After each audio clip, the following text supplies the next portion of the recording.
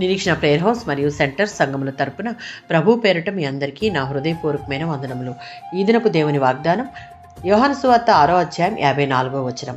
నా శరీరము తిని నా రక్తము త్రాగువాడే నిత్య జీవము కలవాడు. ఎవరైనా సరే క్రీస్తును నమ్మడం ద్వారా ఆధ్యాత్మిక జీవితాన్ని పొందగలరు. అలాగే శిలువ మీద ఆయన మరణించడం ద్వారా లభించే విమోచన భాగ్యాన్ని కూడా పొందగలరు. క్రీస్తుతోనూ ఆయన వాక్కుతోనూ మన సహవాసం ఉన్నంత కాలం ఈ ఆధ్యాత్మిక జీవితంలో మనం కొనసాగుతాం. యోహాను సువార్త 6వ అధ్యాయం 53-56 వచనాలలో యేసు తన శరీరము రక్తము గురించి 4 సార్లు ఇక్కడ మాట్లాడడం మనం చూడవచ్చు. తానే నిజమైన ఆహారం అని, వాటిని తిని త్రాగువారు మాత్రమే నిత్య జీవమునకు వారసులు అవుతారు అని దేవుడు సెలవిచ్చాడు. యోహాను సువార్త 1వ అధ్యాయం 1-5 వచనాలలో యేసు జీవించుచున్న వాక్యముగా చెప్పబడింది. అంతేకాక యేసు తన గురించి తాను చెప్తూ జీవాహారము నేనే అని చెప్పాడు.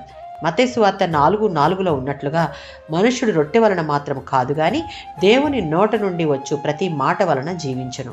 మనం ఆయన శరీరమును తినుచున్నాము అనగా ఆయనతో జీవిస్తూ దేవుని వాక్కును స్వీకరించి ఆయన మాటకు విధేయులవుతున్నామని అర్థం. నిత్య జీవము కేవలం ఆయన శరీరమును తిని రక్తమును త్రాగిన వారికి మాత్రమే ప్రాప్తిస్తుంది. దానికి ఆయనను పూర్తిగా విశ్వసించడమే. యోహాను సువార్త 6:27-40 వచనాలలో యేసు మనకు క్షయమైన ఆహారం కొరకు కష్టపడుకుడి గాని నిత్య జీవము కలుగజేయు అక్షయమైన ఆహారం కొరకు కష్టపడుడని, అది తండ్రి అయిన దేవుడు తన ఏకైక కుమారుణ్ణి మనకిచ్చాడు.